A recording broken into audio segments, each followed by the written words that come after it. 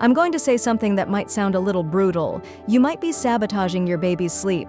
I know, that's tough to hear, but what if I told you that some of the most common, tried and true advice you're following is not just outdated, but actually working against you and your 3-month-old? Many of us are accidentally making a few key mistakes that mess with our baby's development and turn our nights into a sleep-deprived nightmare. By the end of this video, you'll know exactly what to stop doing and, more importantly, what to do instead to get longer stretches of sleep, have a happier baby, and finally feel like a functional human being again. Section 1. The quiet as a mouse, sleep mistake. Let's kick things off with one of the biggest myths passed down for generations, the idea that your baby needs absolute silence to sleep. It seems logical, right? We like it quiet when we sleep, so a baby must too. But here's the problem with that thinking. For 9 months, your baby's world was anything but silent.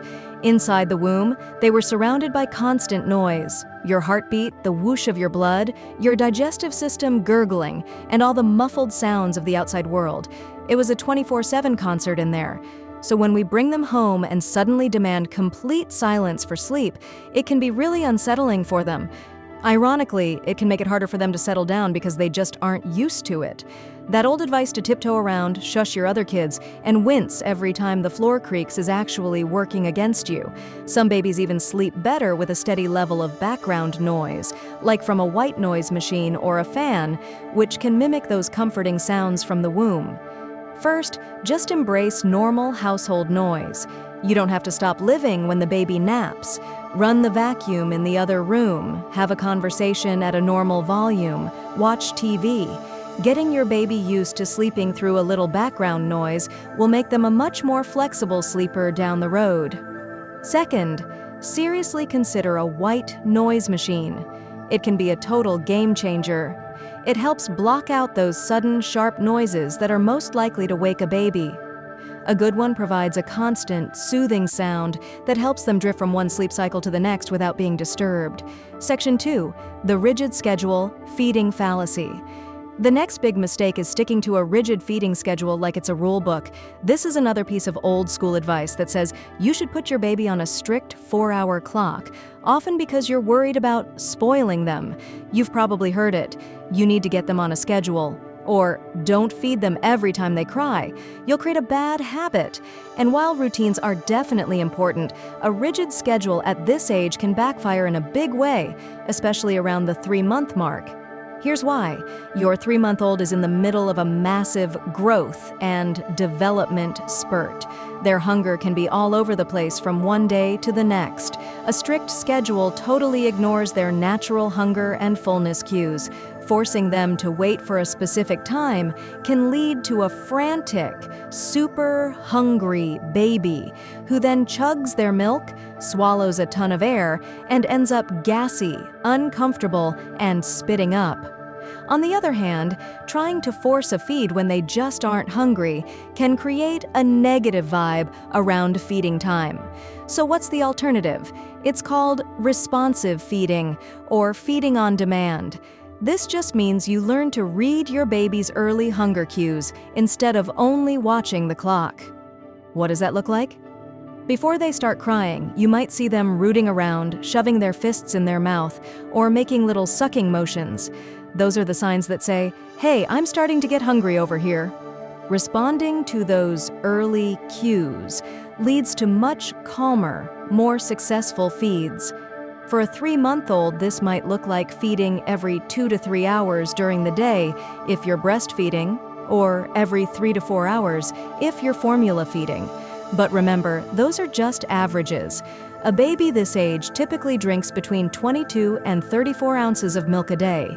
During a growth spurt, they might want to cluster feed, eating more frequently, especially in the evening.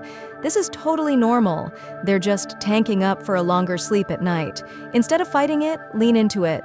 Getting more of their calories in during the day is a key strategy for better night sleep. And don't worry, you are not spoiling your baby by feeding them when they're hungry. You're just meeting their biological needs. Before we get to our final and maybe most important mistake, if this is all starting to make sense and connect the dots for you, do me a quick favor and hit that subscribe button. We're always putting out new videos based on the latest research to help you get through these tricky early months with more confidence. It's free, and it means you won't miss our next video on the 4-month sleep regression, which is probably right around the corner for you. This last mistake is born from pure love and wanting to be a great parent, but it can accidentally get in the way of your baby's sleep and development. It's the mistake of over-intervention, rushing in at the slightest peep and not giving them a chance to figure things out, which can create what's known as a sleep crutch. At 3 months, your baby is making huge developmental leaps. They're getting more head control, pushing up their chest during tummy time, and just becoming so much more aware of the world. Their sleep is changing too. They're moving from newborn sleep patterns into more adult-like sleep cycles, which means they will briefly wake up between those cycles. If you rush in and pick them up, rock them, feed them, or pop a pacifier in their mouth at every single tiny noise, you're taking away their chance to learn how to connect those sleep cycles on their own. These things, while meant to help, become crutches. The baby learns they need you to do that one thing to fall back asleep. So every 45 minutes or so, when they naturally stir, they'll cry out for you to come do it all over again. So what's the right way to handle this? It's all about finding a gentle balance. This does not mean letting your baby cry it out. A 3-month-old is way too young for that, and their cries are their main way of communicating. Instead, try practicing the pause. When you hear them stir during a nap or at night, just wait for a minute or two. Watch the monitor. Are they actually awake and upset, or are they just making noise in their sleep? You would be amazed at how often they settle back down all on their own.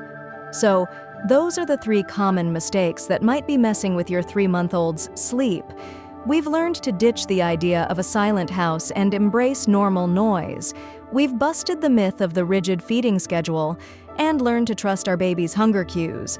And we've seen how important it is to step back just a little, so our babies can learn to self-soothe and become more independent.